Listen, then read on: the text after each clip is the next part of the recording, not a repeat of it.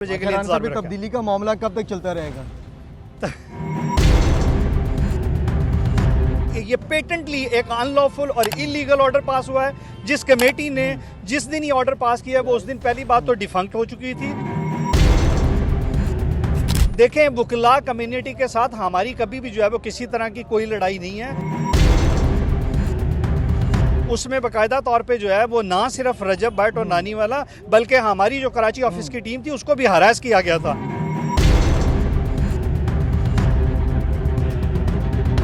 राणा साहब, क्या कोई खौफ था, कोई डर था कि कोई दोबारा जो कराची वाला वाकया पेश आया तो उस तरह से दोबारा उस एपिसोड को दोहराया ना जी, इसी वजह से ये सारे मामला हुए? देखें, गवर्नमेंट या लॉ इन्फोर्समेंट जो एजेंसीज हैं वो इस तरह के मामलात में को बिल्कुल भी लाइटली नहीं लेती। अगर इस तरह का कोई पुराना वाकया जो है वो कराची सिटी कोर्ट्स वाला जो सामने आया था जिसमें वेरी अनफॉर्चुनेट इंसिडेंट आप लोगों ने देखा कि अदालती अहाते जिसको जो है वो महफूज पनाहगाहें जो है वो तस्वर किया जाता है, जो लोगों की लिबर्टी और जो है वो राइट्स का तयन करने वाली जगह हैं, वहाँ पे भी जो है वो ये महफूज नहीं रहे और इनको जो है वो बहुत बुरी तरह से तशद्दुद किया गया, मारा पीटा गया, जिसकी वजह से पंजाब पुलिस ने पहले से जो है वो इसके इंतहाई जो है वो मौसर इकदाम जो है वो लिए हुए थे। राणा साहब, कानूनी बात एक बताइएगा, इस तरह तो मॉब तो कोई भी अंदर जो है वो तोड़ फोड़ कर सकता था, अदालत को नुकसान पहुँचा सकते थे। इतना बड़ा मॉब अंदर जिस तरह से गया फुटेज में देखा भी जा सकता है। इसीलिए जो है वो अदालत के अंदर अगर आप देखें तो सवाए जो है वो सिक्योरिटी के अहलकारान या चंद एक जो है वो वकला के अलावा कोई प्राइवेट शख्स की जो है अंदर एंट्री जो है वो बिल्कुल अलाउड नहीं थी आज। अच्छा, कुछ वकीलों की वीडियोस भी सोशल मीडिया पे आ रही थी। अब रात को पता लगा कि उनकी आपस में सुलह भी होगी, लेकिन आज जिस तरीके से मामलात खराब हुए और जिस तरीके से पूरी फोर्स अंदर गई, उस हवाले से क्या कहते हैं? क्योंकि आप देख रहे होंगे बैरियर के साथ लोग भी मौजूद थे।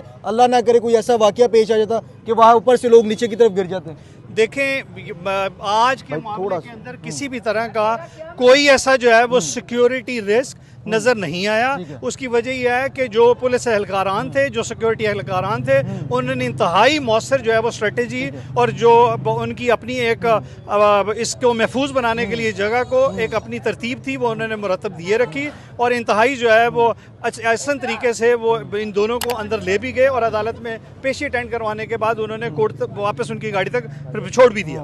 NCCIA की तरफ से जो रिप्रेजेंटेटिव वहाँ खड़े थे उनका ये कहना है कि एक IO साहब तब्दील हो चुके हैं और दूसरे IO साहब जो है वो हाई कोर्ट में पेश हैं, इसलिए फाइल जो है वो रिकॉर्ड पेश नहीं किया जा सका, जिसके लिए अदालत ने इसे जो है वो 10:30 बजे के लिए इंतजार में रखा। तब्दीली का मामला कब तक चलता रहेगा?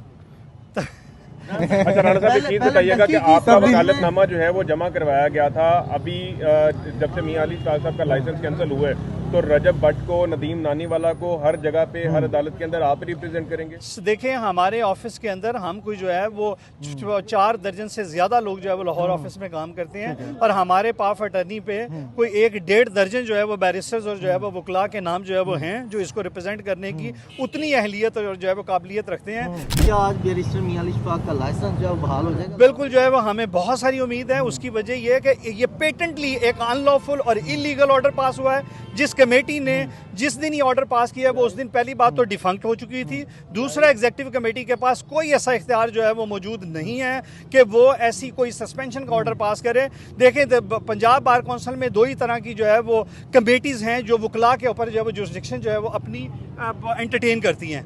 अगर किसी की जाली डिग्री का मसला हो तो उसके लिए एंटी करप्शन कमेटी है और अगर किसी का मिसकंडक्ट का मसला तो उसके लिए डिसिप्लिनरी कमेटी है। अच्छा, बताया जा रहा है कि अब जो रजब भट्ट के वकला मियां शफाक साहब हैं उनका जो है पैचअप भी होने जा रहा है कराची के वकलाओं के साथ। देखें, वकला कम्युनिटी के साथ हमारी कभी भी जो है वो किसी तरह की कोई लड़ाई नहीं है। अगर जो है वो 2, 4, 5, 10 या 15, 20 के जत्थे ने अगर कोई गलत काम किया है तो वो सारे अकाउंटेबल होने चाहिए, कोई भी अनअकाउंटेबल नहीं जाना चाहिए। उसमें बाकायदा तौर पे जो है वो ना सिर्फ रजब भट्ट और नानी वाला बल्कि हमारी जो कराची ऑफिस की टीम थी उसको भी हरास किया गया था। अदालत में दाखिल होने से मना किया गया। अदालत के अंदर जब हाजिरी लगी उसके बाद भी ज़बरदस्ती जो है वो हरासा करते हुए उसे बार कमेटी रूम में खींच के ज़बरदस्ती जो है वो ले गए थे इनको। उसमें ना सिर्फ रजब भट्ट और नानी वाला बल्कि जो है वो हमारी वकला की टीम को भी हरासा किया गया था।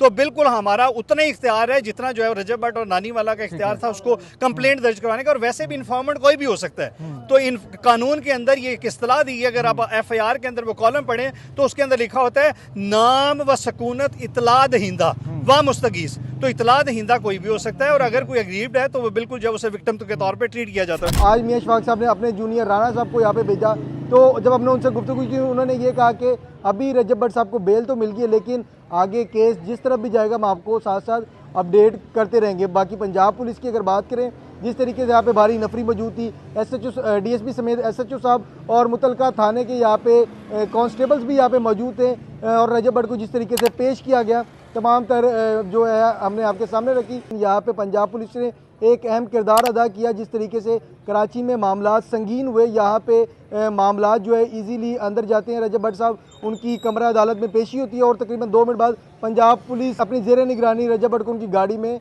वापस बाहर की तरफ रवाना कर देती है। न्यूज़ 1 डिजिटल से अपने मेज़बान शाहज़ेब आलम को इजाज़त दें। खुदा हाफ़िज़।